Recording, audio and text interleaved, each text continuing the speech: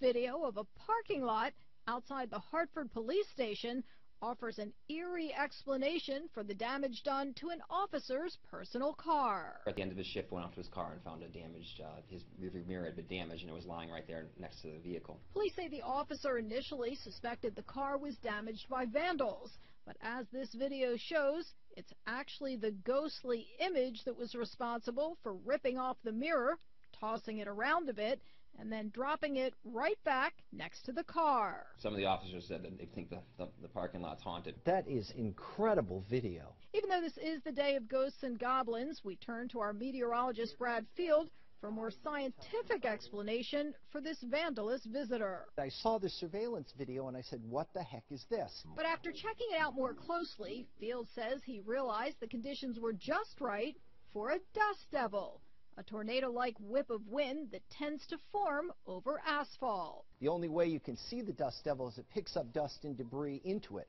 Call it a dust devil, call it what you will, investigators call it creepy. And to be able to rip a mirror off a car and throw it around and then put it right back below where